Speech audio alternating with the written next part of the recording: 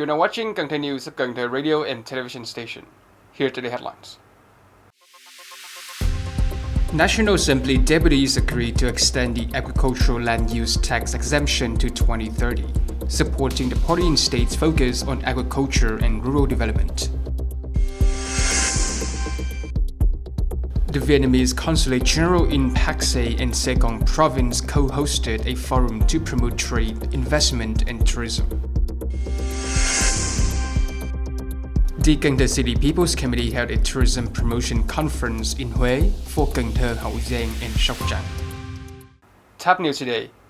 During the group discussions on the draft National Assembly resolution, deputies strongly agreed to extend the agricultural land use tax exemption to 2030, supporting the party and state's policy of prioritizing agriculture, farmers and rural development. For over 2 decades, the agricultural land use tax exemption and reduction policy has yielded significant results, with annual exemption rising from 3,268 billion Vietnamese dong to 7,500 billion in 2023. This policy has been instrumental in supporting farmers, stimulating agricultural investment, and contributing to national development objectives. Some deputies advocated for extending the exemption period beyond 5 years to facilitate long-term investment planning and large-scale agricultural development. Conversely, others underscore the importance of evaluating policy impacts and strengthening oversight to prevent misuse, inefficient land use, and resource waste. This policy continues to be a vital instrument for advancing agricultural and bolstering rural communities. On May 22nd afternoon, the City Party Agency's Party Committee held a conference summarizing 10 years of implementing Directive 05 of the 13th Politburo, dated May 15, 2016, which focuses on promoting the study and emulation of Ho Chi Minh's ideology, morality, and lifestyle. After a decade of implementing Directive No. 5, the city's party agencies have successfully integrated the study and emulation of Ho Chi Minh's teachings into their political task, public service, and daily operations. Annual study themes are now woven into party activities and emulation campaigns, significantly improving management quality and work efficiency. This commitment has yielded strong results, with over 90% of grassroots party organizations and 95% of party members consistently meeting their performance goals. Moving forward, the focus is on innovation and practical application, encouraging each cadre to commit to personal development aligned with their duties. Leaders are especially urged to exemplify ethical conduct. The ongoing dedication was recently celebrated on May 19, when 2 party members received 30 and 40 years badges, and 11 collectives and 11 individuals were recognized for their outstanding adherence to Uncle Ho's teachings.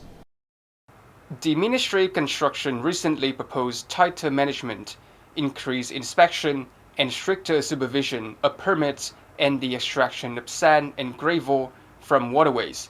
This move aims to curb landslides among rivers, streams, canals, and ditches.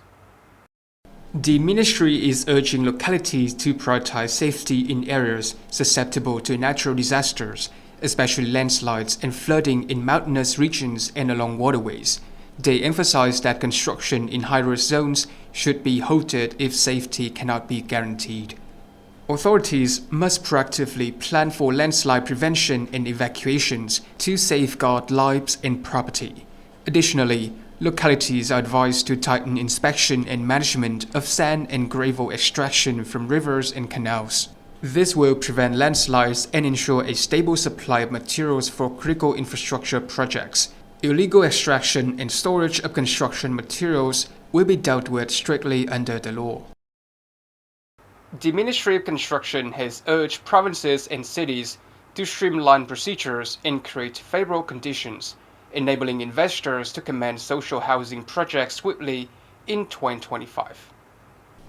The Minister of Construction highlighted that some localities have not adequately prioritized social housing development. He pressed provincial and city leaders to accelerate project implementation and resolve outstanding issues to commence construction in 2025.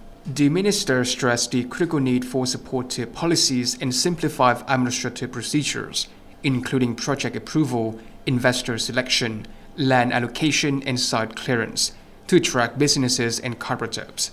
Currently, only 108 social housing projects, totaling approximately 70,000 units, have been completed nationwide. With an ambitious target of 1,062,200 units by 2030, Vietnam faces the significant challenge of constructing an additional 989,200 units within the next 5 years. Urgent and decisive action is imperative to meet this target and address the escalating demand for affordable housing. The Cần Thơ City Department of Health recently issued a directive to local departments, district people's committee, and all health centers, emphasizing the need to intensify COVID-19 monitoring and prevention efforts across the city. The Cần Thơ City Department of Health is urging all units to quickly implement the Ministry of Health's recommended epidemic prevention measures. This includes intensifying event-based monitoring at all medical facilities, include both public and private, to quickly detect suspected COVID-19 cases. Communication efforts will be boosted, guiding patients and their families on preventions such as wearing masks in public places. The department also advises individuals arriving from countries with high COVID-19 caseloads to proactively monitor their health to protect themselves, their families, and contacts. On May 23rd morning, the Vietnamese Consulate General in Pakse partnered with the Sekong provincial government in Laos to host the Forum on Trade, Investment and Tourism Promotion to promote the East-West Economic Corridor by 2025. The organizing committee highlighted that this forum offers localities a chance to showcase their potential, strengths, and preferential investment policies, and to propose cooperation initiatives in trade and tourism. The event aims to foster discussions and agreement on strategies to enhance cooperation and boost tourism, trade, and investment along the East-West Economic Corridor, especially given the increasing integration. The committee emphasized that close regional connectivity and cooperation will not only leverage each area's unique strengths, but also reinforce solidarity and friendship among peoples, ultimately promoting the overall development of the Greater Mekong sub-region. On the afternoon of May 22nd, the Cần Thơ City People's Committee hosted a conference in Huế to promote tourism for Cần Thơ, Hậu Giang, and Sóc Trăng provinces. The Mekong Delta's Cần Thơ City, Hậu Giang, and Sóc Trăng provinces are prime for tourism, offering unique experiences like garden ecotourism, MICE, and resort tourism. Cần Thơ stands out with attractions such as Ninh Kiều Wharf, Cái Răng Floating Market, and Bằng Lang Store Garden. In 2024, Cần Thơ saw over 6.3 million visitors, a 6% increase, with tourism revenue jumping 15% to 6,226 billion Vietnamese dong. Each province brings its distinct tourism resources to the table. Strengthening cooperation with central Vietnam provinces will be key to diversifying tourism products, fostering tour connections, and promoting business collaboration, ultimately boosting regional tourism development. On May 23rd morning, the Cần Thơ City Business Association, or the CBA, kicked off its first business coffee program of 2025.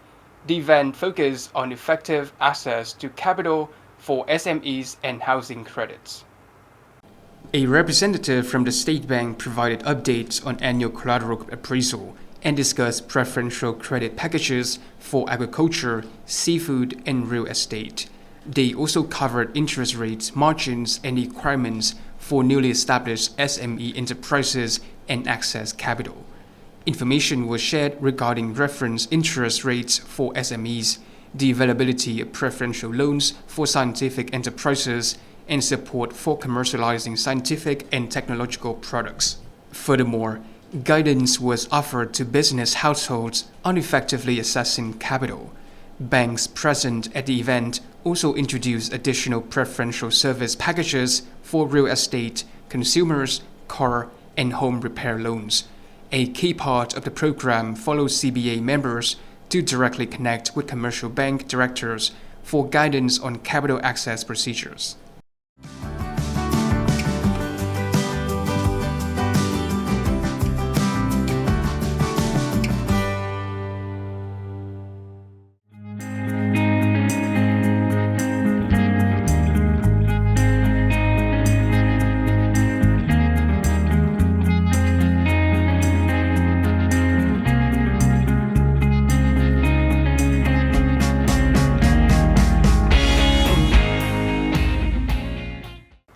Thank you so much for watching, and I'll see you next time.